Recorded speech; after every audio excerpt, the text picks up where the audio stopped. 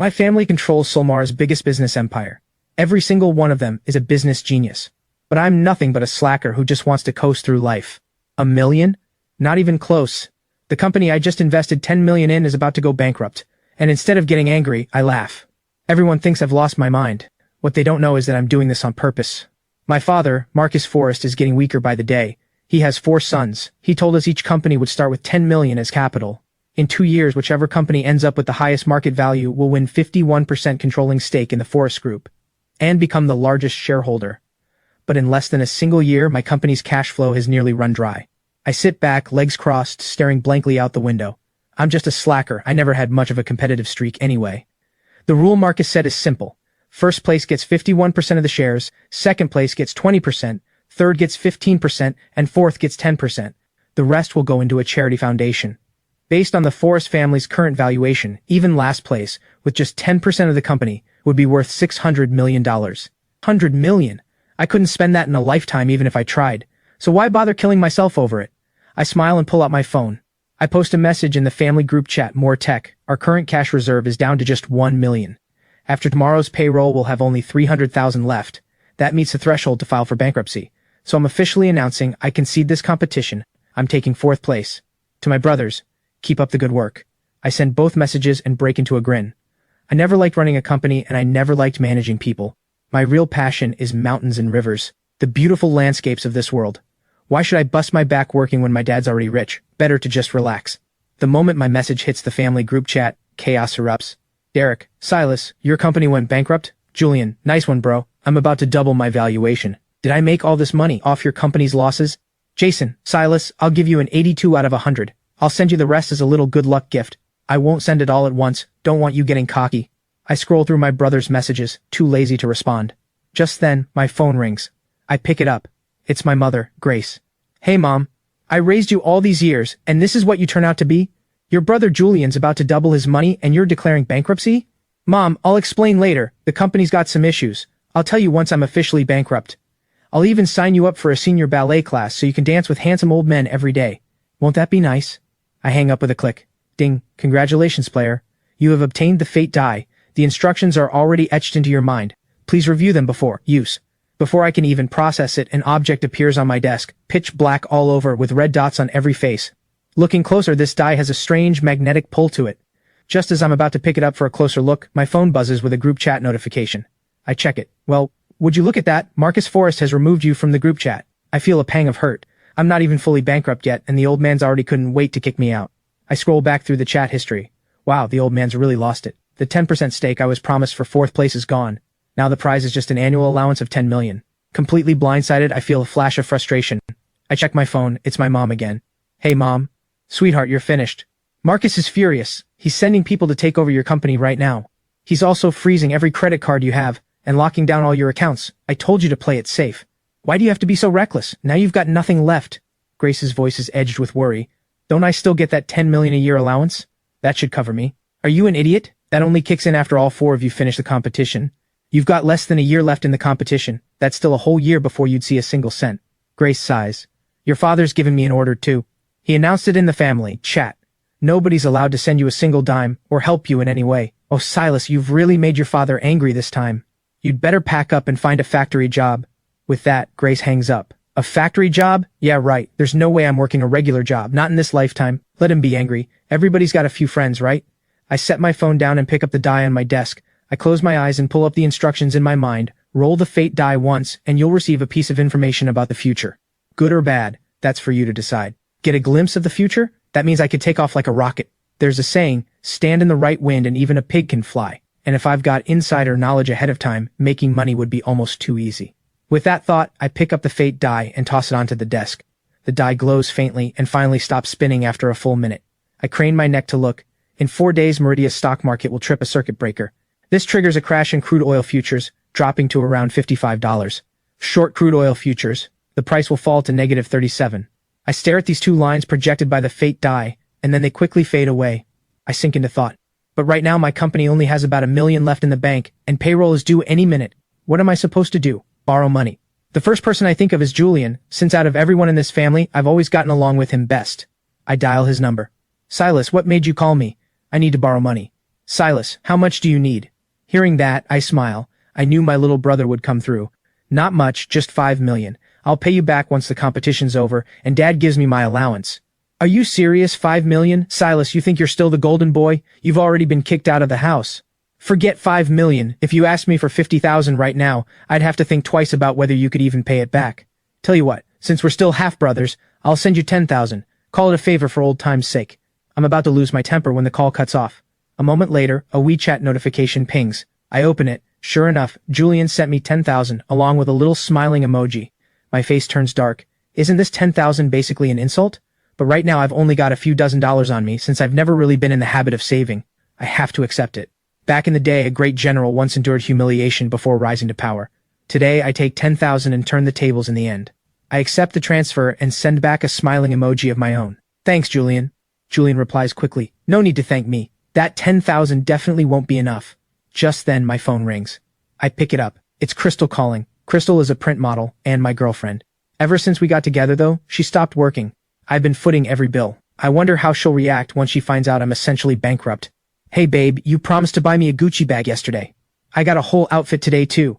Crystal's voice drips with a teasing edge. Hearing that tone, I straighten up immediately. Even though we've been together a long time, I've never once gotten tired of her. Crystal always keeps things fresh, and it gives me a feeling like every night is our honeymoon. But my excitement fades fast as I remember. I'm not that golden boy anymore. Babe, can you come pick me up later? The company car's in use today. As for the bag, let's talk in a few days. Money's tight right now. I stumble through my words. The excitement in her voice is already gone. I can tell Crystal's a little annoyed. Fine, whatever. I won't even open the outfit then, some other time. With that, Crystal hangs up. I don't think much of it. Instead, I stand by the office's floor-to-ceiling window, gazing out over Cloud City and pack up my things. I walk out of the office. Downstairs, the white Mercedes I bought for Crystal sits parked confidently outside the front gate. Crystal stares at me in confusion as I carry a box of my belongings, clearly caught off guard. We'll talk at home. I pull open the door and slide into the back seat, closing my eyes to rest. Neither of us says a word the whole way. Once we're home, I drop the box on the floor and collapse onto the couch. What's going on with you? Crystal senses something is off. Today, I don't react at all to her outfit. Usually, if she wore a short skirt like this, I'd be all over her. But today I do nothing. Say nothing. I'm bankrupt, I say quietly, eyes still closed. What, you're joking, right? Crystal rushes over to my side, gripping my hands tightly. I'm serious. Crystal doesn't respond right away. First, she isn't sure whether this is true or not. She needs to confirm it before she decides how to act. Neither of us speaks. We just sit on the couch, scrolling our phones. Damn it, everything you said is true. How did you end up this broke, that you had to borrow 10,000 from your brother? Crystal scrolls through social media and suddenly spots the trending topics. They seem to be about me. I take the phone and look. Latest on the Forest Group inheritance war. Silus Forest, the family's second son, eliminated early. Breaking news, breaking news. The Forest Group's second son has been kicked out of the family. Take your guesses. Who wins the Forest Fortune battle in the end? Every single post is like this. Worst of all, my private chat with Julian has been leaked online. The 10,000 transfer, along with my own thank you, stares back at me painfully. I shake my head. My brother is more calculating than I gave him credit for. Is family fortune really worth more than brotherhood? You're really useless. I thought sticking with you meant living the good life. And now you're so broke you're borrowing 10,000 from your own brother. You're pathetic. I wasted the best years of my life on you. I must have been blind choosing a loser like you. Crystal is furious. People, after all, tend to be practical. Just get to the point. Crystal laughs at that. Fine, the point is that we're breaking up. Breaking up, understand? It's over. Why waste words? Pack your things and go find somewhere else to live. This house is mine, after all. I close my eyes, too tired to even look at her. Why should I be the one to leave? Didn't you say this house was for me? Serves you right for being useless. Any woman with a man this stingy is doomed to bad luck.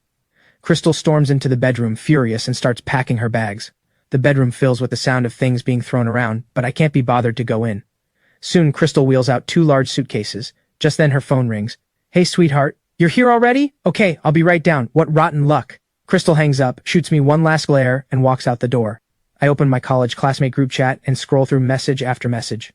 My heart sinks. But at least there's one thing to be grateful for. My old roommates are still doing their best, right there in the group, to stand up for me. I smile and open our dorm group chat instead. Guys, I really did go bankrupt. No point arguing about it. With those class group snobs, it's a waste of time. Mike, you're really bankrupt? Not kidding? So what are you gonna do now? Ryan. Right. Do you have somewhere to stay? If not, come work at my company. Pay's not huge, but room and board are covered. And if you save a bit each month, you'll come out ahead. I smile, touched. 4 years of college, 4 roommates, 3 of us always close as brothers. The last one is Leo. Leo's family was poor, and we attended a private university, where tuition and living costs were outrageous. So whenever Leo had free time, he'd go out and work part-time jobs to support himself, which meant he rarely had time in the dorm. One time, I happened to take a date out to a restaurant and found Leo working there as a waiter.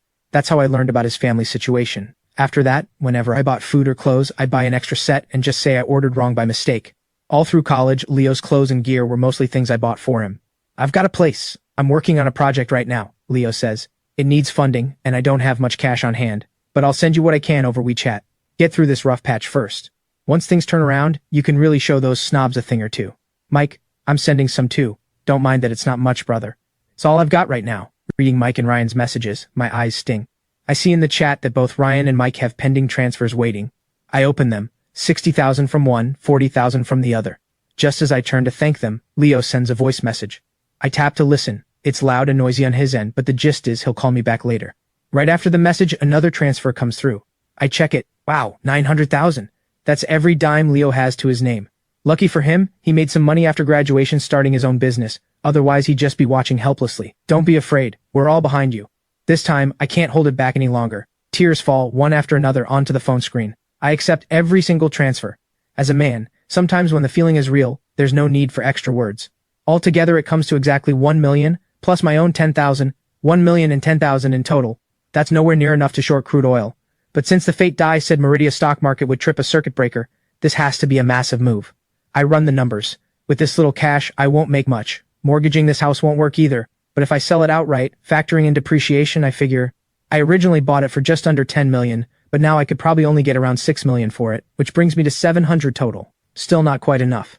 Over the mountains, over the seas, there's a village of Smurfs. I pick up my phone and check. It's Willow calling. Willow is my college classmate, a wealthy young heiress. Back then I was the campus heartthrob, generous and loyal, so Willow always had a bit of a soft spot for me. But back then I was as dense as a block of wood, and never noticed. Crystal beat her to it and won me over first. How much do you need? Just give me a number and your account details. Willow's usual icy tone catches me off guard. So this is what a domineering CEO sounds like. Did you strike it rich? Skip the small talk. You know exactly what my family does. By the way, I just got back to Cloud City the other day. When you have time, let's grab a meal. Send over your account number. Right now, all I want is to pull together as much money as possible and swing for the fences just once. If this insider tip turns out to be true, there's no question. I'm about to make a fortune. If it turns out false, none of this money amounts to much anyway. Once the inheritance battle wraps up, I'll have my own allowance and can easily pay everyone back. I quickly send my account number to Willow. Moments later, a bank text catches me off guard. Account ending in 8888 has just received a transfer of 6 million. Current balance $6,048. 6 million! My eyes go wide. Doing the math, I now have 7 million, plus roughly 6 million from selling the house. That's 13 million, still not enough. I dial Grace. The phone rings for a while before she picks up. What do you want, you spendthrift? I need money. No. Grace shuts me down with one word, cutting off every avenue.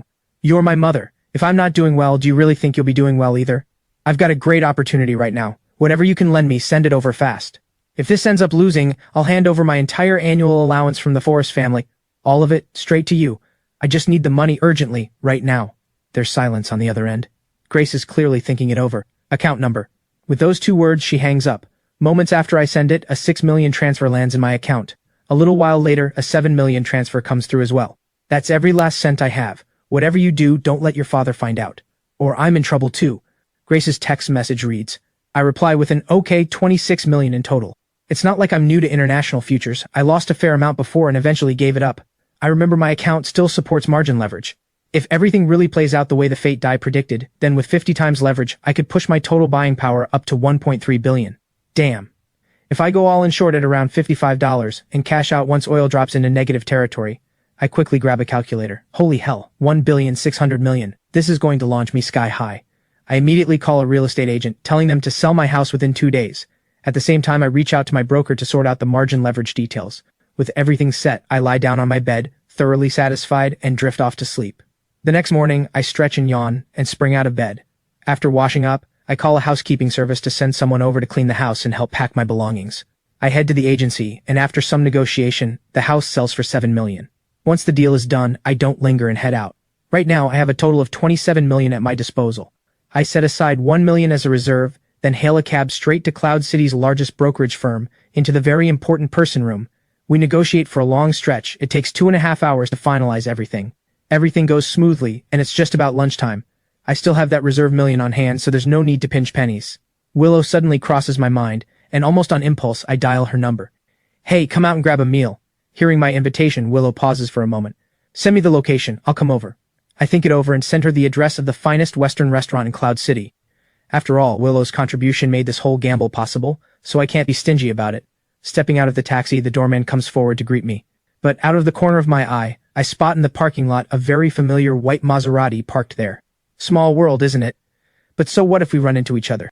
In just a few days, once I've made my mark, who knows who'll end up regretting things. With that thought, I walk into the restaurant.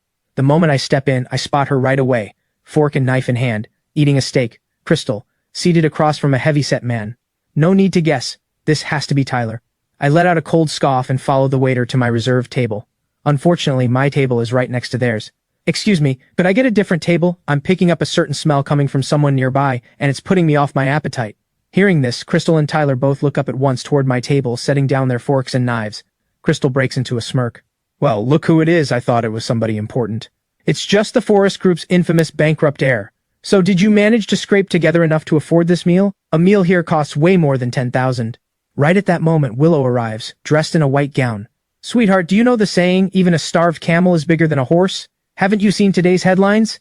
Even doing nothing at all, the Forest Group still gives him 10 million a year. Willow, in her flowing white gown, wears an elegance that perfectly frames her graceful figure. She glides over to my side and slips her arm through mine, a faint smile on her lips. The waiter standing nearby is already stunned. This is the restaurant's own owner, and she's always been that untouchable, ice-cold beauty. He's never once seen her act this close with any man. Miss Sinclair, good evening, the waiter stammers out a greeting. Willow waves her hand. Bring out one of your finest bottles of red wine, handle the rest as you see fit. The waiter agrees and hurries off. The mood here is off, and Tyler isn't stupid. He can sense his own composure slipping. Sure, he runs his own business too, but it's small scale. Even in his best year, profits topped out around $1 million.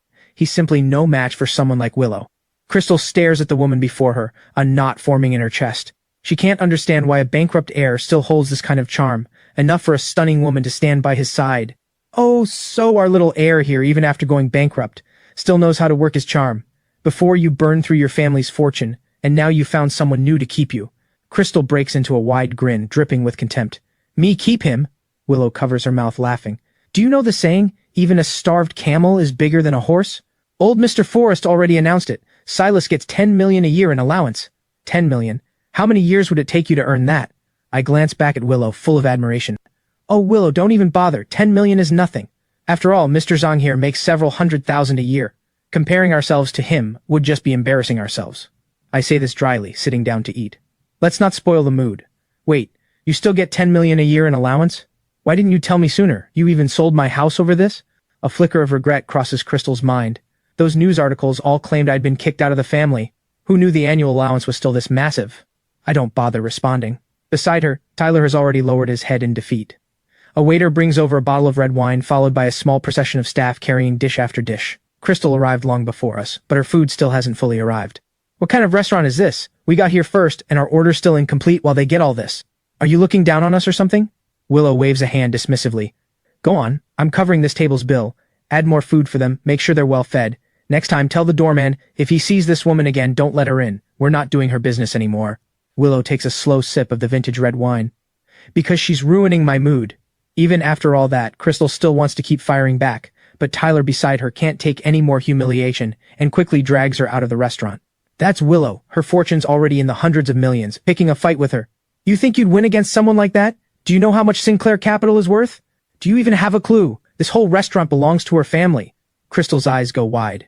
Once they're gone, the restaurant feels calmer, and even the air seems to shift, growing a little tense with unspoken feelings. Willow and I haven't seen each other in quite a while, and for a moment, neither of us knows what to say. So, can you tell me what you needed the money for, and why did that woman just say you sold your house? So where are you even staying now? Willow finally can't hold back and breaks the awkward silence. I pick up a napkin and wipe my mouth. I'm planning to short crude oil futures in a few days. I've pulled together about 20 million so far. I let out a small chuckle. If this works out, you can start calling me boss. And if it doesn't, well, you can just keep calling me Silus, though the money you sent me, I'll have to pay you back slowly, or how about this, I offer myself instead. I'm joking, but hearing this, Willow feels, for one fleeting moment, almost hoping this trade fails, because then, Offering himself might actually be something she'd enjoy. What are you even saying? Willow's face flushes red. Who said I wanted you to offer yourself? But you're putting all this money into shorting crude oil. Aren't you afraid of losing it? Willow does know something about futures trading. Most traders enter these positions to hedge risk, but for someone like me with no physical commodity to hedge, a wrong bet means getting wiped out entirely. I smile. I'm already at rock bottom. What's there left to be afraid of? My gut's usually pretty reliable. I want to give it one shot. Worst case, I lose it all and go work a factory job. I'll pay everyone back slowly. I let out a sigh. Honestly, I never wanted to fight my brothers for the inheritance. Truth be told, I always figured 600 million was more than enough for my mom and me to live comfortably for the rest of our lives. I never understood what there was to fight over. Willow moves closer to me and sits down. I believe in you. Go for it boldly. If you lose, you lose. It wouldn't be hard for me to support you, you know. Of course I'd take care of your mother too, and any kids we have could take your last name. With that, Willow's face turns crimson. Back in college, I had such a great chance, and someone else swept you away. This time, no matter what, I'm going to be brave. Before she can finish, I gently press my hand over her mouth. Thank you, but it shouldn't be you who has to make the first move. Just wait. Give me a few days, and I'll be the one to confess to you. The two of us just sit there quietly, close together. Willow wishes more than anything that time could freeze right here. If it were possible, she'd want this moment to last forever. Since the house is already sold and my belongings are all packed up, I book a suite for a full month at Cloud City's finest hotel. Only a few hours remain until the date the fate die predicted. I get my laptop ready, along with a stockpile of food and drinks, prepared to camp out in this room until the whole event plays out. The predicted date arrives. Once international crude oil markets open, prices hover around $56 a barrel. A small dip pushes it below 56, down to 55. I seize the moment, going all in short with my full 26 million. Boosted by 50 times leverage, 1.3 billion in total buying power in my account. If oil actually crashes into negative territory this time, I'm going to launch into the stratosphere. Even if it doesn't go negative, just dropping to $1 would still be a massive win. Sure enough, Meridia's stock market opens too, crawling along sluggishly at first, before suddenly plunging downward. The drop happens so fast I barely have time to react. I don't get greedy. Even though it might go negative, actually settling at that price could cause complications. I think it over and set my take profit at a safer level. Sure enough, Meridia's market opens, crawls along for a bit, then plummets straight down, no pullback in sight. At this point, I quickly switch over to check my crude oil position. Holy hell, this is brutal. I opened at 55.9 and oil's already dropped into the 40s. My unrealized profits show a string of digits a mile long. I grin from ear to ear. Looks like the fate die really didn't lie to me. Sure enough, the crash isn't over yet. Meridia's stock market trips a full circuit breaker, and crude oil prices spiral even further out of control, plunging downward at breakneck speed. My position isn't small, but the global crude oil futures market is massive enough to absorb it. Damn. Meridia's stock market actually triggered a circuit breaker. In the time it took me to grab a glass of water, I come back to find this absolutely gorgeous sight on my screen. This feels incredible. Over the mountains, over the seas, there's a village of Smurfs. I pick up my phone. It's my broker calling. Mr. Forrest. No, boss, you need to check your account right now, quick. Manager Chandler says, voice urgent. Today's Black Swan event has caught everyone completely off guard. Anyone who went long on crude oil today is getting wiped out, but you, Silus, are about to skyrocket. Silus hears this and immediately hangs up, pulling open his own account to check. Damn, would you look at that? The system already auto-closed the position. Silus checks his account. He now has roughly $2.5 billion total. Subtracting the original $1.3 billion in capital, that means he's hit his target, a profit of roughly $1.6 billion. Ding. The Fate Dies fee assessment system activates. Total capital deployed, $1.3 billion. A 4% service fee is due, amounting to $52 million. Player, please allocate this $52 million to charity within 4 days. Any method is acceptable, or the Fate Die will automatically confiscate the player's assets. Silus snaps out of his shock and calms himself. Between his original $23 million and the system's 4% fee, the total comes to under $100 million. Add the broker's fees on top, and this whole play should net him a solid $1 billion or so. Nice, my friend. Silus pulls out the Fate Die, grinning ear to ear. Over the mountains, over the seas, there's a village of Smurfs. Silus picks up his ringing phone. It's Willow. Looks like she's been watching the markets too today. Oh my god, how much did you make on this? That was incredible. You must have cleaned out a fortune from foreign investors. Willow sounds thrilled. If this really unfolded the way Silus predicted, there's no doubt he made a killing. After capital and fees, it comes out to roughly $1 billion. Silus's voice carries a note of excitement too. I'm planning to donate $52 million to support an impoverished region here in Solmara, and I'll also set aside $100 million to establish the Silus Foundation, dedicated to helping struggling children in mountain villages get an education. Hearing that Silus made this much money, Willow's jaw drops in astonishment, and for a long moment she can't respond. What thrills her most is that not only did Silus strike it rich, but he still has such a kind heart, willing to give so much away to charity all at once. It's practically perfect. That's great, Willow. Do you happen to know anyone skilled in finance? I want someone to help me manage the foundation.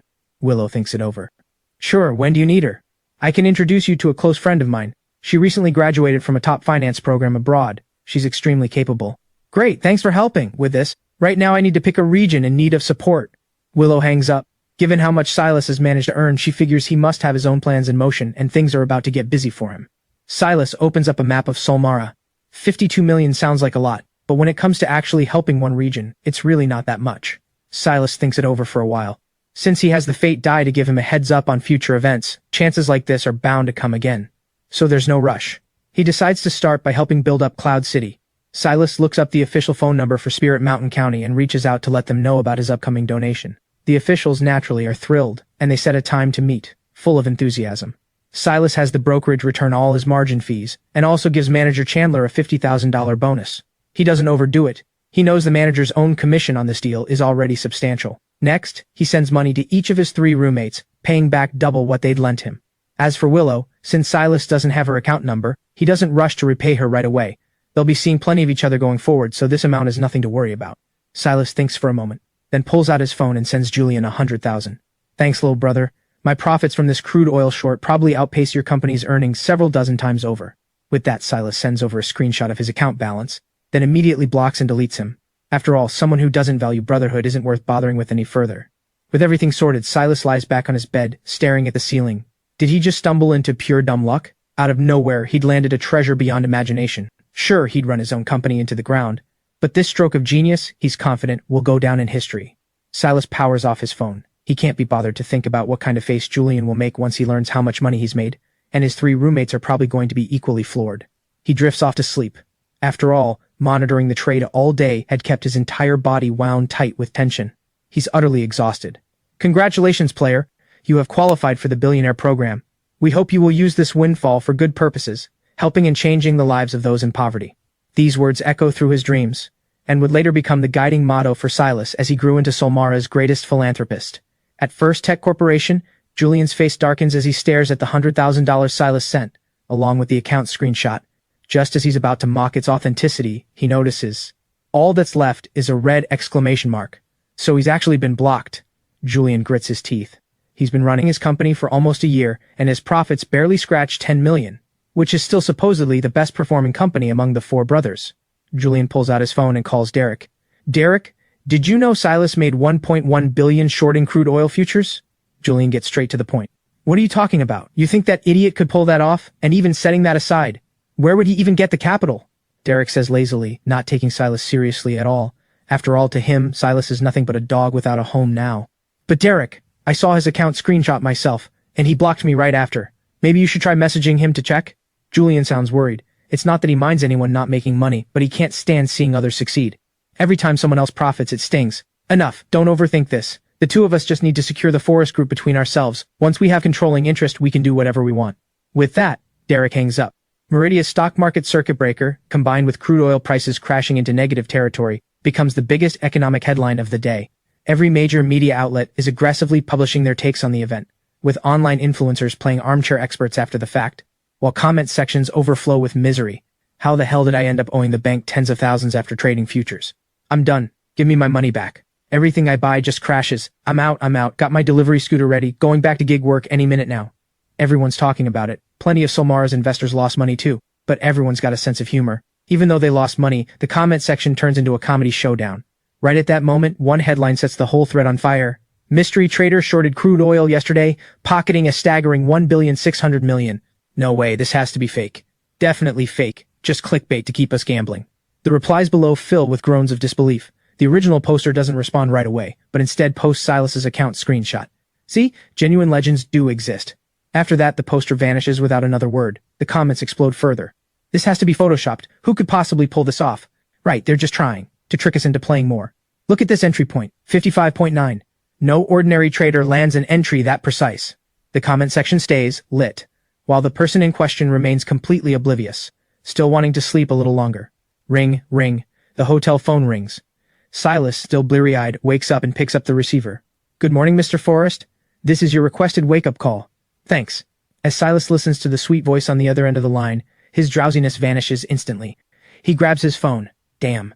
Silus stares at the endless stream of incoming messages. After what felt like just one night's sleep, he's somehow got dozens of missed calls. His 3 roommates, Willow, manager Chandler, and a whole crowd of others. He opens his messaging app. Wow, 99 plus unread messages. Especially in manager Chandler's thread, which has over 20 messages alone. Silus opens it and reads through. The gist is that the brokerage, trying to drum up publicity, already published his trading profits. Though for now only the profit figures are public. Not his identity, so it shouldn't affect him much. Silus texts back, "No worries." His dorm group chat has plenty of messages too. Silus skims through them quickly, nothing too pressing. Next up are a dozen or so messages from Willow, packed with all kinds of emojis. Silus scratches his head sheepishly. "Willow, watching the market all day just wore me out completely. Once it was over, I shut my phone off and passed out." Silus keeps scrolling, not expecting that his youngest brother would reach out too, asking, "Silus, did you really make 1.1 billion? Silus smiles to himself. Julian must have sent him to fish for information. "It's true, actually, though you undersold it by 600 million. After sending that, Silus decides to head out and pick up a new car, since he's decided to head to Spirit Mountain County tomorrow to deliver his charitable donation. Over the mountains, over the seas, there's a village of Smurfs. Silus picks up his ringing phone. It's Willow. "What's the matter? Are you a pig or something? Sleeping that much?" Willow says, voice thick with mock resentment. Sorry about that, I was genuinely exhausted. "Oh, by the way, send me your account number, I'll transfer the money back." "No rush on that, what's your plan going forward?" Silus thinks it over. "I'm planning to head to Spirit Mountain County tomorrow to deliver the donation, and I should pick up a car too, come to think of it." Willow perks up. "How much are you donating to Spirit Mountain? As for the car, I can help you with that if you're buying. Whatever you want, I'll take you there. I can get you a discount too." "Ha ha ha, sure. Let me get ready. I'll swing by and pick you up in 30 minutes. With that, Willow hangs up. Moments later, Silus receives her account number. How much to repay her is a real question. After all, she'd sent 6 million without hesitation, no questions asked. And Willow doesn't exactly need the money back. Silus mulls it over for a while, and ultimately decides to send back exactly 6 million. Once he's finished his business in Spirit Mountain County, he'll come back and pick out something truly special for her as a gift. Before long, Willow arrives at the hotel where Silus is staying. The two of them drive over to Cloud City's largest luxury car dealership complex. Every kind of luxury car brand has a showroom here. "If you're not in a hurry, we can take our time picking." Silus nods. But small world strikes again. The two of them walk into the Mercedes showroom, and Silas's sharp eyes immediately catch sight of Crystal, dressed in a sharp business suit standing near the entrance. "Forget it, let's go somewhere else. Why do we keep running into bad luck no matter where we go?" Silus stops abruptly, taking hold of Willow's hand. "No need to be afraid. You came here to pick a car. Why let an ex-girlfriend ruin your mood? We're already here, might as well take a look. Wasn't it always your favorite car, that G-Wagon?" Without waiting for his response, Willow pulls Silus along right into the showroom. "Oh look, our little gigolo landed himself a rich sugar mama. Big difference now, isn't it? Guess he can afford a car after all." At the sight of them, Crystal's teeth clench in frustration. Given how petty she's being, there's no way she'd speak to either of them civilly. But the two of them treat her like she isn't even there, walking right past her into the showroom floor. "Do you have any G-Wagons in stock?" Willow asks, commanding as ever. The moment she hears that, Crystal scrambles eagerly over. After all, the G-Wagon runs over $1 million and requires a markup on top, making it the highest commission model in the store. "Yes, we do." Crystal's expression flips instantly as she steps forward. Silus doesn't seem to mind either way, but Willow's brow furrows slightly. "Is anyone actually working here? Can't you see customers have arrived?" Willow calls out toward the cluster of sales staff, catching everyone off guard, since whoever happens to be on duty when a customer walks in is normally the one to handle them, and it's not currently Crystal's assigned shift. But it's clear this customer has no intention of buying through Crystal at all. Noticing this, a man jogs over quickly. "Hello there, I'm Victor Sterling, the sales manager here. How can I help you today? Do you have any G-Wagons in stock? I want one I can drive off the lot today. And keep that woman away from me. Seeing her kills my mood to shop entirely." Willow points a finger toward Crystal off to the side. Victor, though unsure of exactly what's going on between them, knows one thing. The customer is always right, and one willing to spend big on a G-Wagon at that. Who wouldn't love a customer like that? Victor waves Crystal off. "Is this how you treat customers? Get back to the break room. I'll deal with you later." His expression shifts instantly into a warm smile as he turns back to Willow. "We do have one fully loaded black G-Wagon you could drive off today, but given that you two clearly aren't short on money, I'm sure you already know this model's in high demand and requires a markup." Silus waves a hand. "Let's go take a look." Crystal storms furiously into the break room, fuming. So he found himself a rich sugar mama. Big deal. A gigolo's still a gigolo no matter how you spin it. Her coworkers crowd around, curious. After all, If this sale actually goes through, the commission would be substantial. That guy's just some gigolo. Didn't you see the news the other day? He's the Forest Group's second son, the one kicked out of the family. He had to borrow 10,000 from his own brother. Can you believe it? Crystal tears into Silus without mercy, though technically it's not even slander, since everything she's saying happens to be true. Everyone's gossip instincts light up instantly, and the whole room starts buzzing with chatter. Meanwhile, the three of them arrive at the display vehicle. Silus climbs in for a test sit. Not bad, still that same familiar feeling. His previous car had been a Mercedes G-Wagon too, though it had been registered under the Forest Group. After his company went bankrupt, he never even bothered checking on it again, just left it behind entirely. This is the one, work out the price and come find me. Oh, and I need a sedan too, a Maybach or an S-Class. Either one works. Silus turns to Victor as he says this. Yes, actually we happen to have, just yesterday a brand new Maybach S450 arrived at the dealership. Let me take you over to see it. Victor beams with delight. No need to look, just tell me. Can I drive it away today? If both cars can be delivered today, work out the total price and find me. I want to drive off with both right now. Of course. Sir, ma'am, please take a seat and relax for a moment. I'll go work out the pricing right away. Victor rushes off eagerly to the finance office. Both cars are top-tier luxury vehicles, both requiring markups, and together the total comes to 4,130,000. Victor returns with the invoice. Sir, the total for both vehicles comes to 4,130,000. I went ahead and secured a special discount from the company for you. We can round down the extra amount, and I'll also throw in complimentary accessories as well as protective car covers and other add-on services. Victor lays it all out, eyes practically sparkling with excitement. If this deal closes, his commission alone would be tens of thousands. This month, he'll finally be able to treat himself to a night out at karaoke. Just charge the card. Also, have 2 of your staff drive the cars over to the Cloud Inn Hotel. Leave the keys at the front desk under the name Silus Forest. Got it. Victor takes the card Silus hands over, wow, ending in 88882, and hurries off to the finance office to process it. The moment the payment goes through, the finance clerk's eyes widen enormously. Whoa, Victor, am I seeing things? Ones, tens, hundreds, thousands, 10,000s, 100,000s. Damn, is this guy? Could this guy actually be some long-lost relative of mine? There's over $1 billion in this account. The clerk stares in disbelief. Never once has he seen anyone with this much money in a single account. Hearing this, Victor leans in to check for himself. Good grief, a whole string of zeros. What kind of legend is this guy? No wonder he never even bothered haggling over the price.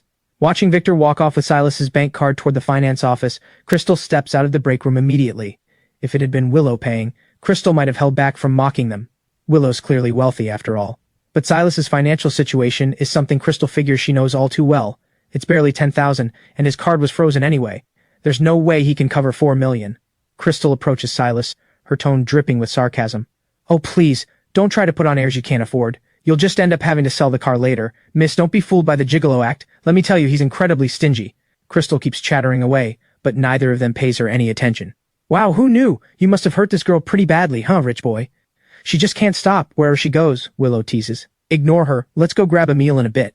Have you decided where to eat? It's on me. Willow nods. Oh, playing generous now? Can you even scrape together 20,000 from your pockets? Playing rich when you can barely afford anything. Right at that moment, a sharp slap echoes through the showroom.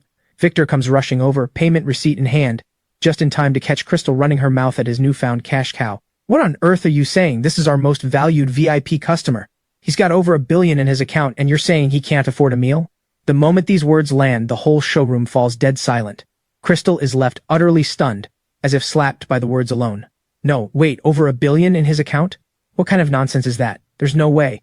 How could a broke loser like him possibly have that much money? Do you have any idea? Just a few days ago he was so broke all he had left was $10,000, and he had to beg his own brother for it. Crystal shouts, unable to accept this outcome. At this point, Victor genuinely feels the urge to strangle Crystal. This is way beyond acceptable behavior. Is there some kind of blood feud between these two? This is completely uncalled for. Open your eyes and look for yourself, see if it's really that much. Victor slaps the invoice directly against Crystal's face. Crystal grabs it and looks, well, would you look at that 48 ending? She knows this card all too well. It's Silas's account.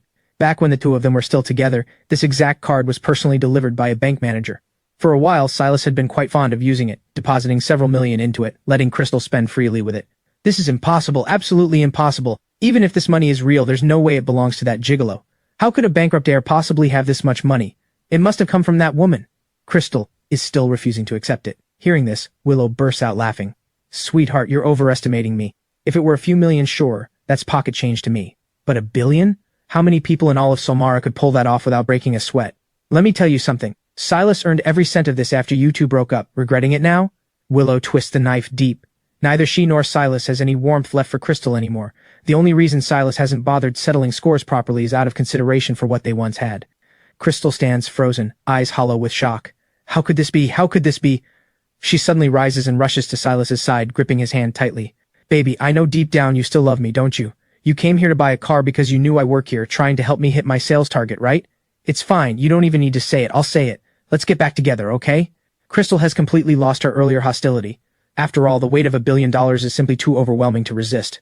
Silus glances at Willow, a helpless smile tugging at his lips. Get back to work. Stop dreaming. He turns to Victor. Remember what I asked. Park both cars at the hotel garage. We'll be needing them again this afternoon after lunch. Oh, and make sure to fill the tanks. Willow, hand Victor some cash to cover gas. Willow reaches casually into her limited edition Gucci handbag, pulling out roughly $4,000 to $5,000 in cash and placing it in Victor's hands. Regular unleaded, remember? With that, Silus takes Willow's hand and walks out of the showroom, leaving Crystal drowning in regret behind them, Victor buzzing with excitement, and the other sales staff nearby thoroughly enjoying the drama. Let's go find somewhere to eat. I want roast duck from that street food stretch near Cloud Sea University. Let's go together. Once outside, Willow loops her arm through Silas's on her own, her voice sweet and playful. Silus nods. Back inside the Mercedes showroom, Victor's face darkens as he stares at Crystal, still standing there in a daze. Explain yourself. What exactly do you think you're doing? The man buys 2 luxury cars outright, doesn't even haggle on the price, and you nearly torpedo the whole deal with your nonsense. This dealership doesn't need decoration, it needs results. Do you understand that? If I hadn't stepped in today, this entire sale would have collapsed. Victor, out of breath with anger, tears into Crystal without holding back. Can you believe it? A man with $1 billion in assets, and she still manages to drive him off? Is Crystal some kind of reincarnated saint? Ha ha ha, I'm dying. She kept insisting the bankrupt heir had no money, and it turns out that after going bankrupt, his net worth actually went up. If that were me, I'd want to smash my head against a wall from sheer regret. The sales staff chatter away eagerly among themselves nearby, but none of it registers with Crystal right now. There's only one thought consuming her mind: winning Silus back. What she doesn't realize, though, is that some things once done can never be undone. Go pack up your things, head to finance and collect this month's pay. Honestly, you've barely worked a few days. By the book, you shouldn't even get paid for it. But I'm feeling generous today, so go collect your pay and get out. I never want to see you in this showroom again. With that, Victor strolls off, humming a tune to himself, leaving behind a chorus of mockery from the staff, and Crystal standing alone, eyes empty. Silus and Willow finish lunch and head back to the hotel. Driving from downtown Cloud City to Spirit Mountain County takes roughly 3 hours, so Silus decides to head out right away. Willow, I'm going to head straight to Spirit Mountain County now. Once I've taken care of everything there, I'll come find you again. Willow nods. She's always been remarkably understanding, and besides, she has her own business to run. Then be careful on the road. Call me once you arrive. Silus smiles warmly, pulling her into a tight embrace. The two of them savor the moment for a while, before saying their goodbyes. Silus heads to the front desk and picks up the keys to his Mercedes G-Wagon. For this trip to Spirit Mountain County, Silus still hasn't decided exactly how he'll direct the funds. No matter, he'll figure it out once he gets there. He'll decide based on what he sees. With that thought, Silus gets in the car and sets off. Though he hasn't told the Spirit Mountain County officials that he's leaving ahead of schedule, the meeting they agreed on is set for tomorrow. Over the mountains, over the seas, there's a village of Smurfs. Silus glances at his phone and sees it's Grace calling, and picks up. Hey, Mom. Hearing Silas's voice, Grace finally loses her composure completely. Ever since she'd wired money to Silus, life had become genuinely difficult for her, because Marcus had explicitly ordered that no one was allowed to help Silus in any way. And of course, checking everyone's financial records was simple enough for Marcus. The very same night Grace transferred the money to Silus, Marcus already knew. So around the house, his treatment of Grace had grown steadily colder, and worse still, just this afternoon, Marcus had actually ordered her to move out of the Forest household, to go find somewhere else to live. All because Grace had broken the rules he'd set. Sweetheart, where are you? I have nowhere to go. Grace's voice cracks with emotion. After being shut out and pushed aside for so long, she can finally no longer hold it together. Your father kicked me out. And he said he won't be giving you that $10 million a year allowance either. He found out I sent you money. What? Silus glances at his rearview mirror and pulls the car over onto the shoulder, flipping on his hazard lights. Okay, Mom. Pack up your things and book the earliest flight to Cloud City you can find. Let me know the time and I'll have someone go pick you up. As for that $10 million a year allowance, forget it. We don't need it. Your son made $1.1 billion these past few days. Supporting you is no problem at all. Grace freezes in shock. $1.1 billion? Really? You're not messing with me? Book your flight quick. I'm driving right now. Let me find a place to pull over and I'll call you back. With that, Silus hangs up and continues driving. The nearest rest stop is still 30 or 40 kilometers away. Hearing the news, Grace immediately straightens her back. 1.1 billion. What does that even mean? As long as she doesn't blow it all recklessly, that's more than enough for a lifetime. With that thought, Grace wipes her eyes. Push her aside. She wouldn't even bother staying with him now. Grace walks into her room with a smile and starts packing her clothes. Marcus has, in his own way, lived a model life. Officially, he has only one wife, but those who know him well are aware he has two mistresses as well. His main wife bore him two sons. Grace, as his second mistress, gave him Silus. The other mistress died from severe bleeding during childbirth, never leaving the operating table alive. Marcus still holds fairly traditional views, so the whole family lives together in a 6-story mansion, with each household occupying its own floor. Grace joined Marcus's life only after he'd already made his fortune, so unlike his original wife, she never had to endure hardship at his side. Because of this, she's always faced resentment within the family. Back when Marcus was still in good health, this tension stayed mostly beneath the surface. But ever since he announced the inheritance competition among his 4 sons, the hostility has only grown worse. At first, Marcus turned a blind eye to it, but once he learned that Grace had wired money to Silus, that tolerance vanished completely. As a business titan who's ruled the corporate world for decades, Marcus despises nothing more than having his will defied. As Grace packs, tears start slipping down her cheeks. After all, this place holds years of memories for her, but forcing herself to stay any longer serves no purpose. Better to leave with dignity, on her own terms. Ivy, book me a flight to Cloud City, the sooner the better, Grace says gently to the young woman standing behind her. Ma'am, are you really leaving? Ivy asks, her voice catching slightly, since she's served Grace faithfully for many years. Grace nods. This place doesn't want me here anymore. What's the point in staying? Book the tickets. The earlier, the better. Then ma'am, I'll book 2 tickets. Can I come with you? We can sort out the pay later. If you're not here anymore, there's no point in me staying either. Grace nods. After all, Ivy has stayed by her side for many years now, handling every part of her daily life. Without someone by her side, things might not go smoothly. All right, go on then. Ivy is barely left when the bedroom door swings open. Well, if it isn't little sister, packing your bags? What's the matter, can't stand it here anymore? A sharp, biting voice cuts in, making Grace's face darken instantly. It's Diane, Marcus's wife. Hey, your son's finally made something of himself. Is he taking you off to live it up now? I'm not going to fight with you over this place anymore. All these years, no clear winner. I'm exhausted too. Grace has no interest in engaging further with Diane. Diane steps closer, laughing loudly. Ha! Your son made something of himself? How exactly? By blowing through 10 million in under a year? Or was it getting kicked out of the family entirely? You know, after all these years, you're all mouth and no substance. Someday, centuries from now, when archaeologists dig up your remains, they'll probably marvel at how someone dead this long still has such a sharp tongue. Diane covers her mouth, laughing. Grace's face flashes with anger. Oh, my son didn't accomplish much. Just made 1.1 billion in a matter of days, that's all. Though I'm sure a sum like that is nothing but pocket change to you. Grace clears her throat. In all these years, have you ever known me to lie? Keep this place. I don't want it anymore. It's all yours. I'm off to live out my golden years with my son. Grace fires back. 1.1 billion? Diane's expression shifts instantly. 1.1 billion? That good-for-nothing Silus managed to earn that much? Come on, stop putting on airs. If you don't actually want to leave, just beg me and I might let you stay. Go ahead, beg. Diane doesn't believe for a second that Silus could pull off something like this. Grace shakes her head. Keep this whole house to yourself. Right now, I need to pack, so please leave. And by the way, some manners wouldn't hurt. Knocking before barging into someone's room and waiting for permission would be a start. Do you know why Marcus has strayed from you all these years? It's because you're so hopelessly unrefined. Grace sticks her tongue out at Diane as she finishes. The two of them have been feuding like this for years, trading barbs constantly. I'll just wait and watch you end up homeless on the streets with nowhere to go.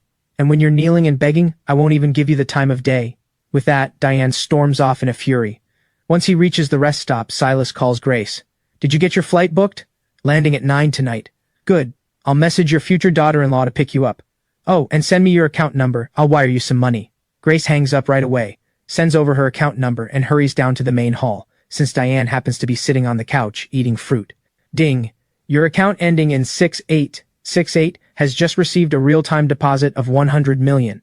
Current balance, $100,402,000. Grace has deliberately set the transfer alert to speak aloud, and just as deliberately, walks right past Diane to display it. Oh, sweetheart, I got it. But why on earth would you send me this much? I'm not going to be able to spend it all at my age. Grace's face lights up in a grin, while Diane, fork frozen midair, goes pale with fury, flaunting wealth right in her face. Grace doesn't bother reacting further. Her point's already made. Oh, you're still here? Sorry about that. Guess the volume was a bit loud. Anyway, go on, keep eating. I'll be heading out now. Grace stretches lazily, then turns to Ivy behind her. Come on, let's go buy our own mansion. No point living around someone this annoying. It'll only shorten our lives. Diane starts to rise to fire back, but the two of them are already halfway out the door. Willow, my mom's landing at the airport tonight at 9. I don't have time to go. Could you handle picking her up and then take her to my hotel to get her settled in? Silus is on the phone with Willow. Sure, don't worry about it. I'll make sure your mom's well taken care of. Heh, I told my mom her future daughter-in-law would be the one picking her up, so you'd better make a good impression. Hearing that, Willow's face lights up with joy, though she still lets out a playful huff before hanging up. Once he exits the highway, Silas's heart sinks a bit. Thank God he'd bought an SUV. A regular sedan's undercarriage would have fallen apart out here. The road is riddled with potholes like some kind of half-finished construction site, barely any smooth stretch to speak of. Silus shakes his head at the sight. Tough, this is going to be tough. As the saying goes, if you want to get rich, build the road first. But clearly, Spirit Mountain County's infrastructure is nowhere near where it needs to be. Still, Silus doesn't have the resources right now to single-handedly transform the entire county. Might as well see what the local government has planned. After all, Silus has already been in touch with county officials about his $52 million donation, though as for what it should be used for, he never specified, and made no demands either. Silus drives aimlessly through the town, and while waiting at a light for it to turn green, an out-of-control three-wheeled cart veers sharply, in a bizarre and unpredictable swerve, straight toward a white-haired elderly man. The old man wears a straw hat, leans on a cane, and carries a small basket in his other hand. The cart's driver chases after it, shouting for people nearby to clear out of the way. Thankfully, the cart isn't moving too fast. The people crossing the street nearby all scatter out of its path, but not one of them stops to check on the old man. Being elderly, he can't move quickly, and it's already too late for him to get out of the way. Without intervention, he's certain to be hit. But thankfully, Silus, sitting in his G-Wagon, is first in line at the red light. Without a moment to think, he slams the gas and charges straight toward the runaway cart. His plan is simple. Ram the cart with his own vehicle, knocking it off its trajectory to protect the old man. The cart owner sees the Mercedes barreling toward him and nearly jumps out of his skin, abandoning any concern for his beloved cart on the spot. Silus eases off the speed just before impact. With a loud crash, the Mercedes flips the cart onto its side, all three wheels still spinning uselessly. The old man is safe, though badly shaken. He drops his cane in the shock, his basket tumbling to the ground, scattering lychees across the pavement, before he sinks straight down onto the ground, clutching his chest repeatedly. Silus rushes out of the car to help him up, checking on him. Are you all right, sir? Sweat beads down the old man's forehead. After a moment to catch his breath, he shakes his head. I'm fine, young man, thank you. It's just a shame. This whole basket of fruit I hadn't sold yet. What a waste. The old man stares blankly at the lychees scattered across the ground, starting to reach for them himself. Silus quickly stops him. Just rest for a moment. I'll take care of it. Before long, Silus has gathered up all the scattered fruit. The cart owner, well aware he's at fault, doesn't even dare ask Silus for compensation. If it hadn't been for Silus, his own cart would have struck the old man directly, leaving things far worse. Sir, please get in my car. We can't block traffic here. Silus guides the old man over to his vehicle, opens the door for him, helps him inside, and drives off. Once inside the car, Silus learns that the old man actually lives in a village under Spirit Mountain County's jurisdiction. He's in his 70s, and had come out simply to sell the ripe fruit from his garden, hoping to earn a little cash for snacks for his 6-year-old granddaughter. Except today, he'd made no sales at all, and on top of that, this accident happened. Don't worry about all that, sir. I'll take you home. Just wait in the car for me a moment. I'm going to pick up a few things. Silus parks in front of a supermarket and heads in to pick out snacks for the old man's granddaughter. At his own age, Silus hasn't really eaten snacks in years. But judging by the old man's circumstances, the granddaughter's life probably isn't easy either. So Silus heads straight to the snack aisle, grabbing whatever catches his eye. Before long, the cart he's pushing is completely full of snacks. After checkout, he ends up with 2 enormous bags costing several $100s. He loads the snacks into the trunk, gets back in, pulls up navigation, and heads toward the address the old man gave him. After all, he has nothing else going on today, so he might as well see this good deed through to the end. Driving from the county seat to the old man's village isn't actually that far, but for someone walking on foot, it would take a long time. Thankfully, the old man had walked only half the distance before catching a lucky ride, especially rare for someone his age. A pang of sympathy stirs in Silus. Could this be exactly the reason he'd chosen to do good deeds? The very lesson the fate die had wanted him to grasp? Arriving at the village entrance, the road is riddled with potholes, filled with standing water from a recent rain. Young man, cars can't get into the village on this road, it's too rough. Don't drive in any further, or you'll get stuck and can't get out. That would just make things worse. Hearing this, Silus frowns, worried. Had he known this earlier, he'd have bought fewer snacks. A miscalculation. All right, sir, I'll walk in with you. Silus helps the old man out of the car, gritting his teeth as he hauls the 2 bags of snacks from the trunk, following slowly behind the old man. Why hasn't the road here ever been fixed? Cars can't even drive through here. How's the village supposed to develop like this? Silus asks through gritted teeth, thinking that if the road had been repaired, he wouldn't be lugging these bags so painfully. The old man sighs, shaking his head. We'd love to fix the road too, but there's no money for it. The county government doesn't have the funds, and by the time it trickles down to the town level, there's even less, and by the time it reaches each village there's basically nothing left. Every household in our village grows some kind of fruit, and it's such a shame. Right now is peak harvest season, but of all times it rained heavily just a few days ago. The roads are full of potholes and mud. Walking is hard enough on its own, let alone hauling fruit on foot for hours to sell it in town. This road really needs fixing. Silas suddenly realizes exactly where his 52 million should go. Every household in this village makes a living growing fruit, each with their own orchard, but there's simply no way around the transportation problem. Every year when the fruit ripens, outside traders drive up to the village to buy it, offering prices so low it's almost insulting. But since getting out of the village is such a hassle, no one bothers making the trip themselves, and everyone just grits their teeth and sells at rock-bottom prices. Sir, how about this? Let's leave the snacks for your granddaughter here for now. Could you take me to see the village chief? There's something I'd like to discuss with him. Silas asks sincerely. No problem at all, no problem.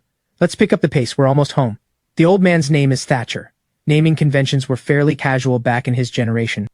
He was the fifth of 6 brothers, which is why he ended up with that name. The village is called Thatcher Village, populated mostly by families sharing the Thatcher name. Arriving at his home, the old man's 6-year-old granddaughter comes bounding out to greet them, though she's clearly a bit shy, ducking behind her grandfather and eyeing Silas cautiously. Say hello to this nice man, sweetheart. He's the one who brought Grandpa home safely today. Otherwise, Grandpa might not have made it back until after dark. Mister? The little girl chirps in her small voice, and hearing it, Silas suddenly feels like the exhaustion from lugging 2 heavy bags of snacks for the past half hour has completely vanished. Silas gently ruffles the little girl's hair. Come get some snacks, all of this is for you, and once you finish these, just tell me if you want more. I'll get you more. Thatcher's house is worn down and dilapidated, a single mud brick building with 1 bedroom and 1 main room. The only part of the whole house without a hole in it is probably the roof, and even Silas can feel a draft leaking in through every wall. Sir, what about your children? Silas asks, curious. At the question, a shadow of sorrow crosses Thatcher's eyes. This little one's mother died from complications during childbirth. My son left to work construction when she was 4, and he lost his footing falling from the 7th floor of a building. He didn't make it either. Silas can tell Thatcher is straining to keep his tone light, recounting his most painful memories as gently as he can manage. Neither of them speaks. Silence settles between them. Sir, I'm so sorry to hear that. Please accept my condolences. Silas rises to his feet and bows deeply to Thatcher. Thatcher quickly pulls him back up. It's all right. It's all in the past. It's just this little one I worry about. If something happens to me someday, who knows what would become of her? In that moment, a thought strikes Silas. Why does the world hold so much suffering? There's a saying that captures it perfectly. Human sorrows and joys don't truly connect from one person to another. Only now does Silas fully grasp what that means. Don't worry, sir. You're still strong and healthy. You've got several more decades in you, no problem. It's all Silas can offer by way of comfort. Thatcher shakes his head, letting out a sigh. Decades is too long. Life's too hard. If it weren't for this little one keeping me company, what would be the point of any of it? Anyway, sit for a moment, young man. I've already called the village chief. He should be here soon. Silas steps outside to take a closer look around. Thatcher's home isn't part of the village's central cluster of houses for whatever reason. Silas doesn't bother guessing why. One thing Thatcher Village has going for it. The scenery is absolutely stunning. And because of the poor transportation and its mountainous location, the air here is remarkably fresh, a crispness you'd never experience in any city. Might as well transform this place into an eco-tourism park, dining, entertainment all in one. Not a bad idea, though he worries 52 million might not be enough. Ah well, if it's not enough, he can always add more. Just as Silas is busy planning out the future of Thatcher Village, a man who looks somewhat aged, but not truly elderly, walks toward him. You must be the young man old man Thatcher mentioned, the one looking for me? Let me introduce myself. I'm the chief of Thatcher Village. I'm Mayor Hensley. Only then does Silas snap back to attention, taking in the chief before him. According to Thatcher, the chief is barely in his 50s, but looking at the man standing here, he certainly doesn't look like it. He carries a worn pair of work shoes, his pant legs rolled up to his knees, mud caked all over the fabric, even smudged across his face. That's right, I asked Mr. Thatcher to reach out to you. I'm Silus Forest, and there's something I'd like to discuss with you.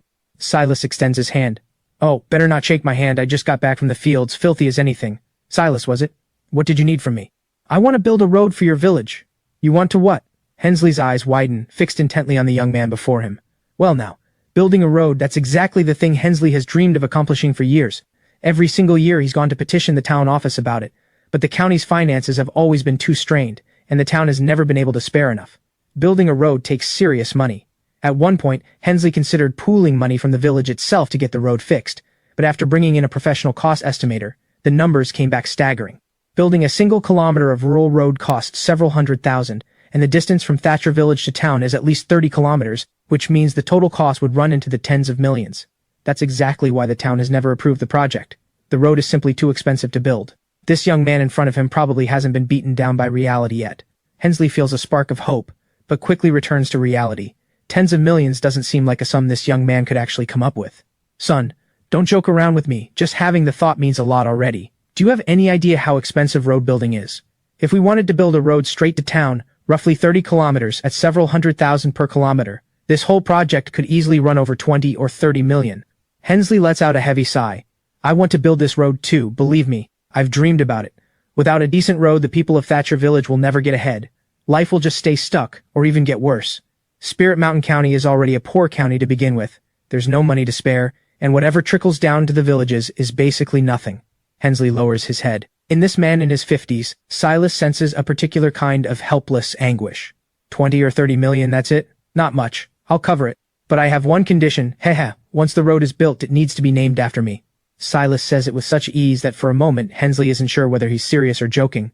I'm not messing with you. My finances aren't unlimited, but funding a road for your village is well within reach. By the way, I feel like the scenery around here is really impressive and it seems like everyone here knows how to grow fruit. Have you thought about what direction to take the village once the road's finished? Silus wants to test Hensley's vision.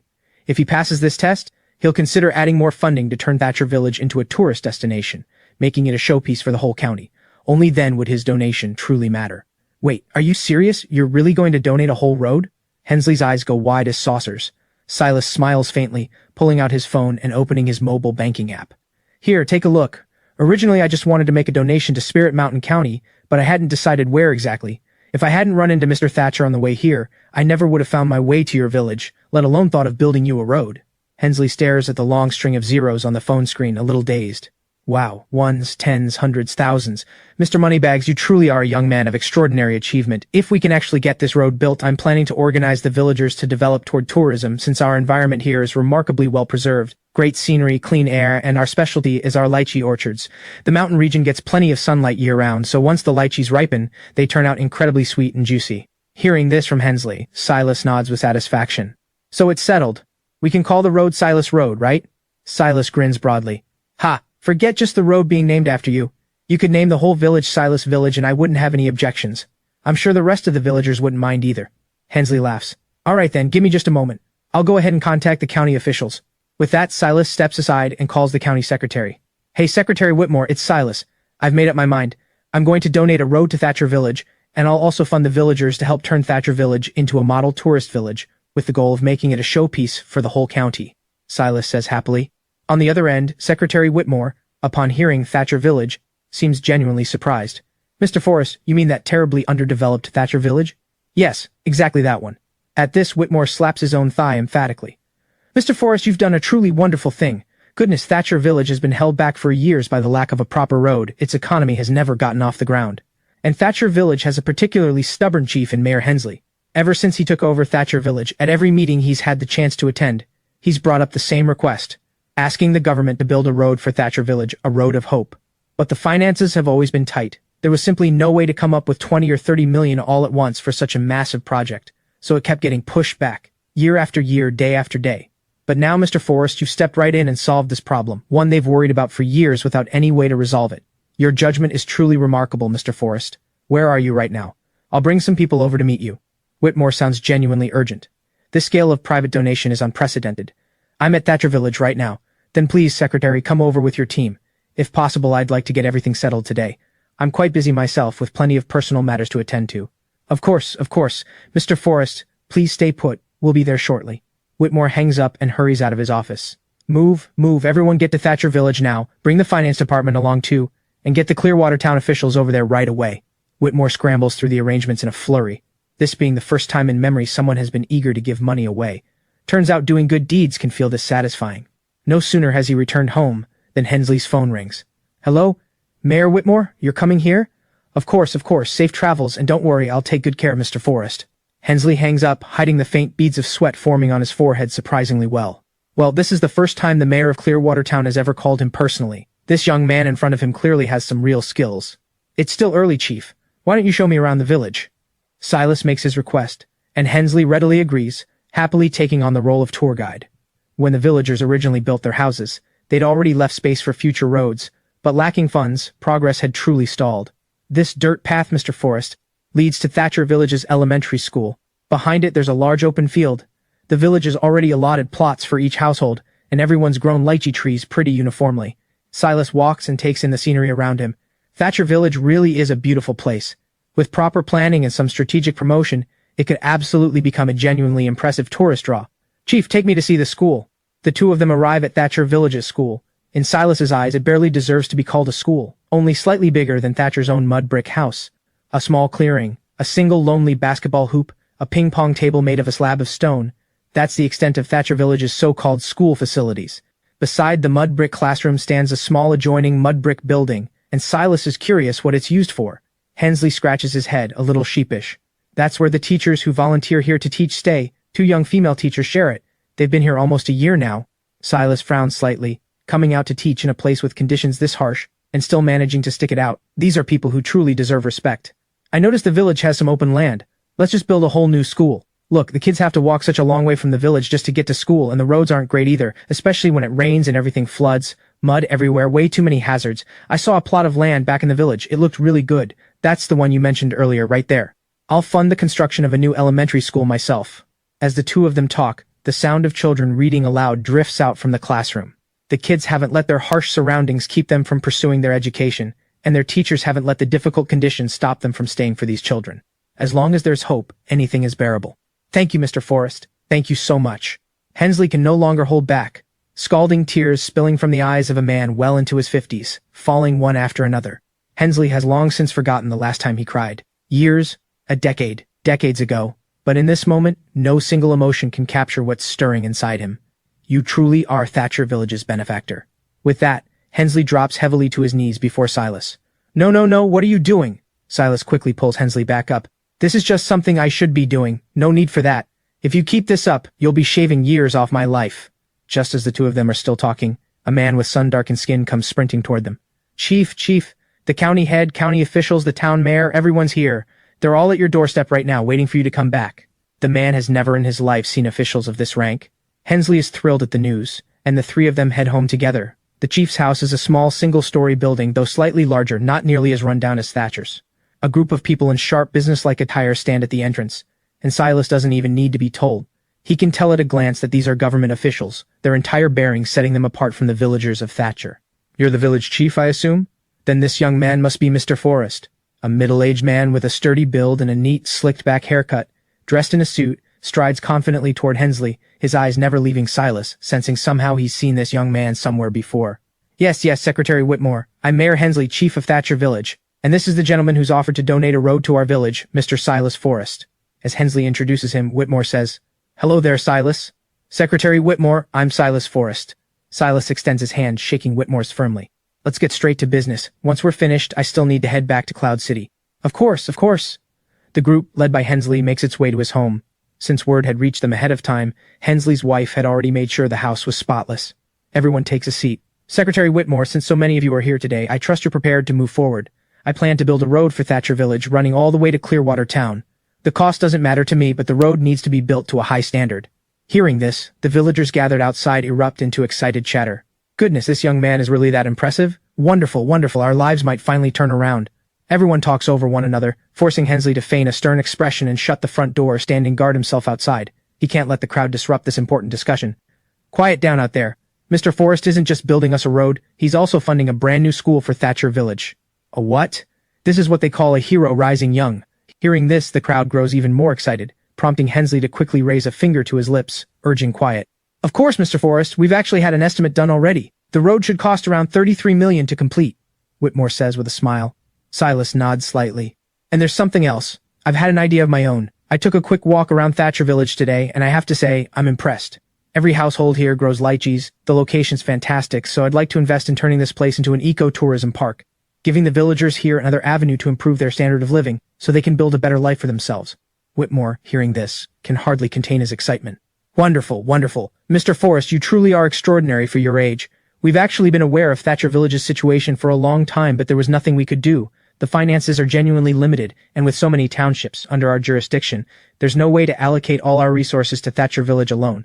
The location here is genuinely excellent, and the environment is remarkably well preserved.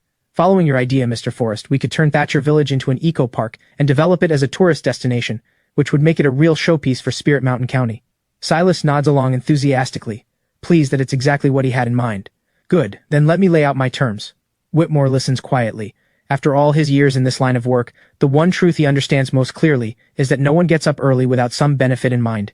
He believes Silus will indeed fund the road for Thatcher Village and invest in the village's development. But there's bound to be a catch.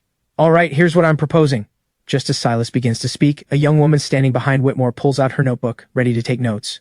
The road I'm funding for Thatcher Village needs to be named Silus Road, after me. It'll give me a real sense of presence.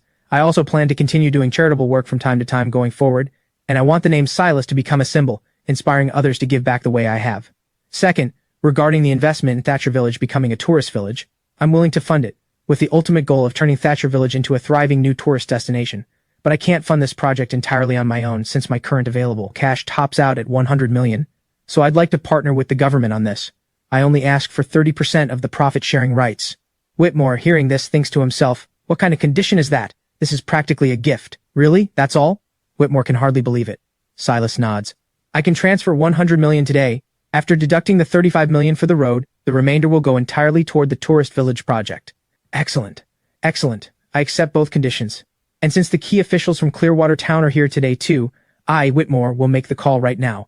Whatever amount the county can contribute, we will. We're fully committed to making Thatcher Village's transformation a genuine success.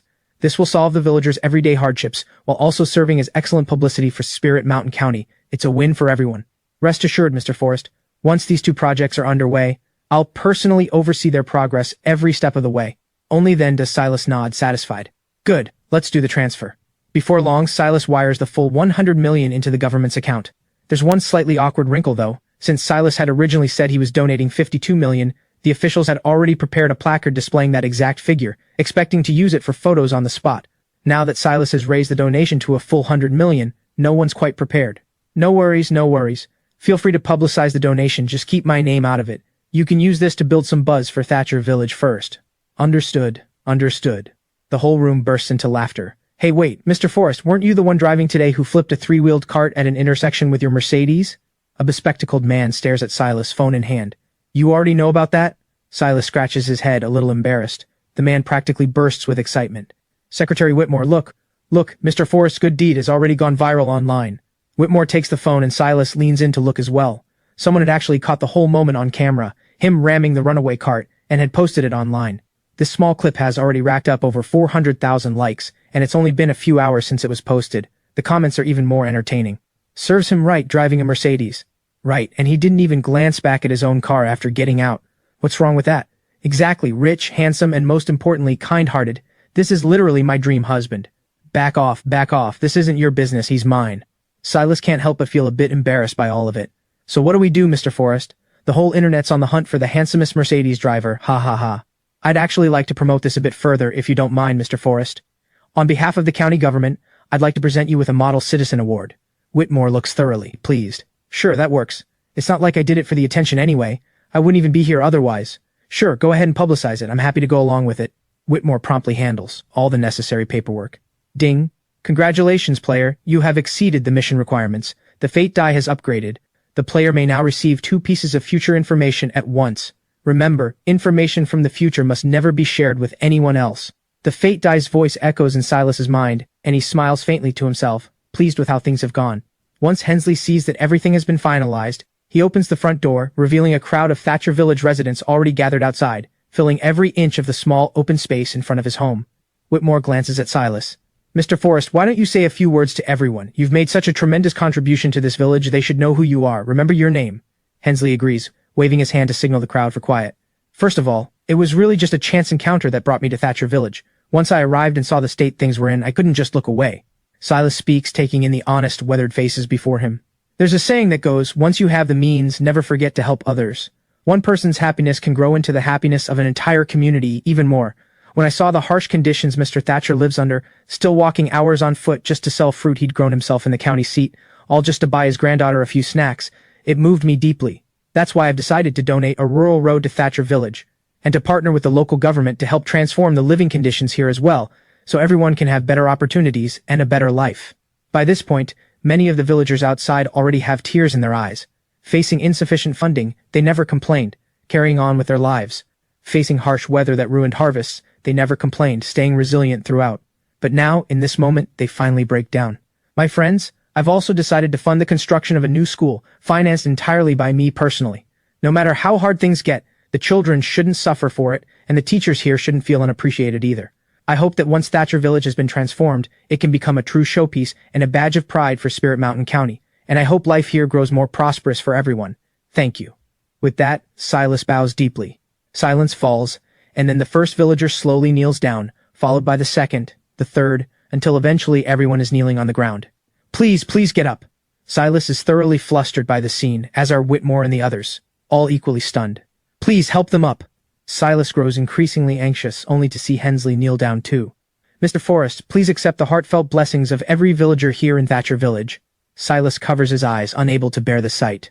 Just as Silus prepares to leave, the villagers have already gathered at the entrance to the village, each holding their arms full, standing quietly to one side. Mr. Forest, these are some gifts everyone put together for you. Lychees grown right here in our own gardens, along with some local specialties. They're not worth much, but it's a token of everyone's gratitude. Please don't refuse them. Silus has no choice but to pop open his trunk, which fills up in no time. He then opens the back seat as well, which fills just as quickly. Whitmore and the officials receive plenty of local produce too, though clearly nothing compared to the outpouring toward Silus. Mr. Forest, please come back with us. Tomorrow, regarding your rescue of the elderly man, we'll be holding a press conference, and presenting you with a Model Citizen Award as well. Sure, sounds good. Silus obediently drives along, following the convoy back. Over the mountains, over the seas, there's a village of Smurfs. Silus, my daughter-in-law. No wait, your daughter-in-law. Your girlfriend's already picked me up. On the other end of the line, Grace's voice bursts with excitement. That girl is really something. She's already arranged everything for me. I knew it. You inherited your eye for people from me. She's really wonderful, truly. Silus feels a bit speechless. Clearly, Willow has put real effort into this. Alright, get settled in. I'll be back tomorrow once I've wrapped up my business here. Whether you come back or not doesn't matter much. It's fine. Willow's a lovely girl. She's taking me out to explore a bit. I'll let you go. With that, the call cuts off abruptly. Come on, his own biological son can't even compare to a young woman she's only just met. Honestly, Silus sighs, a little exasperated. At the Spirit Mountain County government's press conference, after some discussion the previous evening, Whitmore had managed to convince Silus to see this act of generosity through completely, announcing both matters at the press event. All right, everyone, please settle down. It's about time. I'll be personally hosting today's press conference. I have 2 announcements to make. First, the man behind yesterday's viral video. The one who flipped a cart with his Mercedes to save an elderly man. We've invited him here today. At this, the reporters below erupt with excitement. This has to hit the front page while the story's still hot. This is bound to blow up. And second, Spirit Mountain County received just yesterday the largest private donation in the county's history, $100 million. At this, jaws drop across the room of reporters. What? $100 million and from a private individual? That's insane. Seeing the reporters' reactions, Whitmore continues. And now, let's welcome to the stage the recipient of our Model Citizen Award, the private donor of $100 million, an outstanding young citizen of Spirit Mountain County, Silus Forest. The room falls completely silent, and Silus walks out from backstage looking bashful, offering a greeting to the officials and reporters gathered below. The press conference doesn't last long. Whitmore's team has already prepared a placard showing the $100 million donation, hands it to Silus for photos, and follows his earlier request precisely, presenting Silus with the Model Citizen Award certificate. This entire trip has been remarkably productive, and Silus is more than satisfied with the outcome. What he doesn't realize, though, is that he's once again become the center of media attention. Bankrupt heir of the Forest Group donates $100 million. Even a starved camel is bigger than a horse. Exiled bankrupt heir donates $100 million to prove himself. Breaking news: Silus Forest donates $100 million to an impoverished region. Former bankrupt heir now a Model Citizen Award winner. The story spreads with startling speed. Crystal watches the news feed refresh endlessly, her blood pressure climbing with every headline. $100 million donation, just like that. Could this man really have assets in the billions? The more she thinks about, the more she regrets losing him. What could she possibly do to win Silus back? Billions, that's more than enough. Auntie, look how successful Silus has become. Willow pulls up the news about Silus on her phone, handing it over to Grace. This one donation alone is $100 million. Did Silus really earn that much money? Grace still finds it hard to believe. Willow nods. He shorted international crude oil futures a few days ago and made an incredible amount of money. Everything he told you was true. He's not only skilled at making money, he's kind and responsible too. Willow's cheeks flush faintly as she speaks, a little bashful. So, when are you two planning to get married? I don't have much else to do these days. I'd love a grandchild soon. Grace teases her. Oh, Auntie, it's way too early for that. Why bring that up already? Willow's face turns bright red. You could probably fry a whole dish with that blush. Derek, this guy Silus. He really might have made 1.1 billion. Just look at the news. He donated 100 million to some small poor village near Cloud City. If he didn't actually have the money, there's no way he'd spend that lavishly. Julian, deeply anxious, calls his older brother, rattling this off in a panic. So what if he made money? He already ran his own company into the ground. He's already infuriated the old man half to death, and he's no threat to us anymore. Derek dismisses the concern. And most importantly, Silas's mother has already been thrown out of the family, running off to Cloud City to live with her son. What are you even afraid of? But, before Julian can finish, Derek cuts him off. Just stick to the plan. Make sure the trap is well set for our youngest brother, and we need to speed things up. The old man's health is only getting worse. I don't want to wait any longer. Derek interrupts Julian's response. I understand, Derek. The trap's already been set. We're just waiting for the right moment. Satisfied, Derek hangs up the phone. The Forest Group's four-way inheritance battle is, in reality, a three-way contest. Derek and Julian are full brothers, sharing the same mother and father.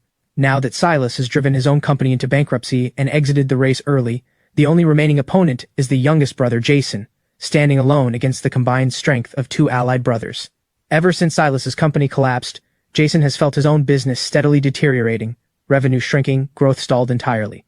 A full year in, and his profits barely reach a few $100,000, last place among the three remaining contenders. Without some kind of breakthrough, he's certain to be eliminated.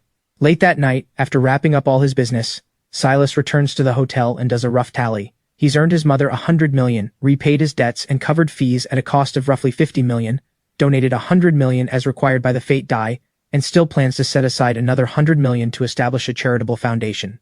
Adding it all up, Silas's remaining net worth comes to around 800 million. Not enough.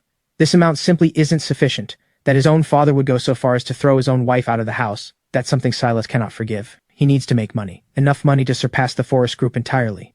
Silus quietly slips back to the hotel without telling anyone, because he's made up his mind. It's time to roll the fate die a second time. He takes out the fate die, studying it carefully. It looks like it's changed somehow, though maybe not. Hard to tell. After a moment's hesitation, Silus rolls the fate die anyway. The die spins faster and faster, stirring up small gusts of wind, and finally, after 2 or 3 minutes, comes to a stop. Silus leans in to look. 4 p.m. Territory Drone Company is currently seeking investment, with a market valuation of 1.2 billion. In 6 years, the company's valuation will reach 80 billion, making it the industry leader.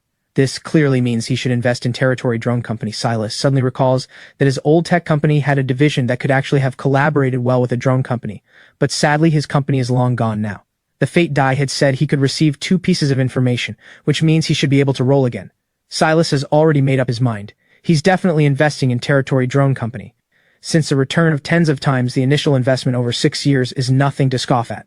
Silus rolls the fate die once more, and this time it reads, 3 days from now, 7 p.m., there will be a jade stone auction in Southport City. Stone number 68 in Exhibition Hall 3 is currently valued at 40 million, but its final worth will reach 1.3 billion, making it the star piece of the entire event.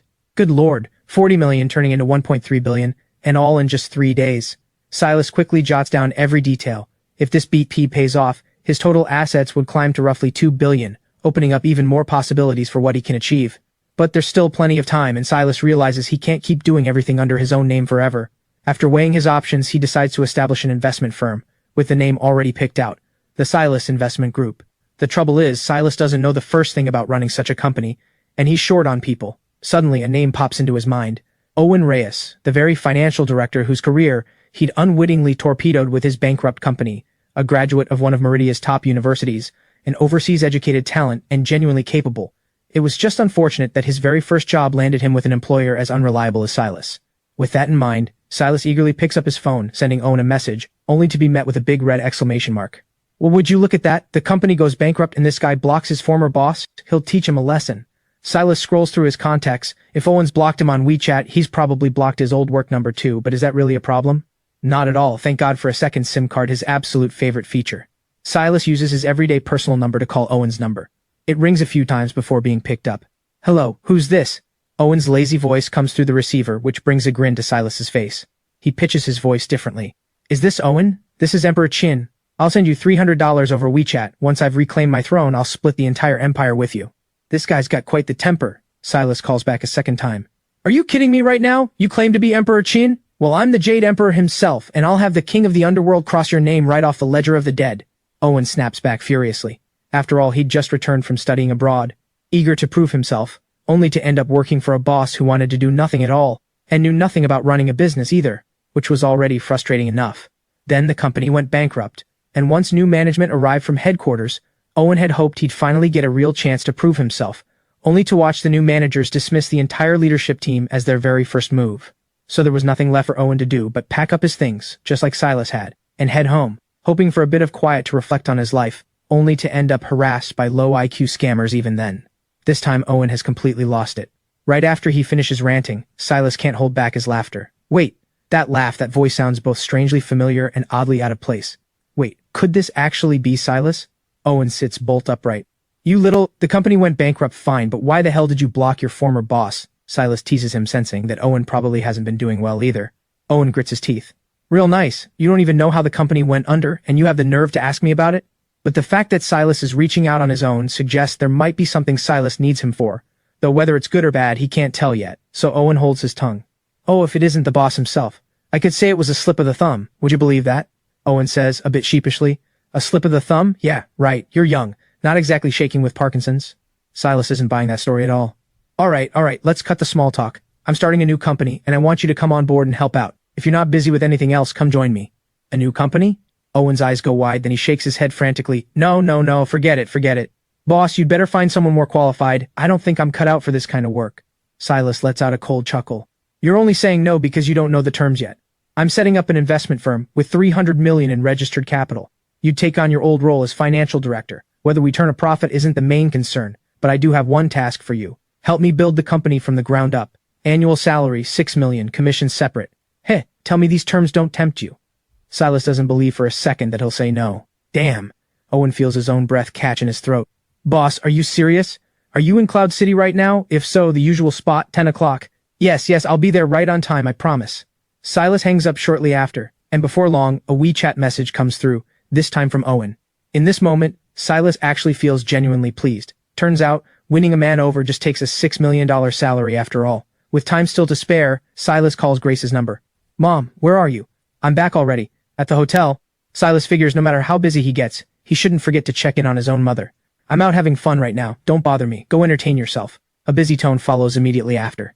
Silus has no idea what kind of magic Willow's worked on his mother, whatever it was. But now even her own son doesn't seem worth her time. Oh well. Owen, meet me at the usual spot, I'll be waiting.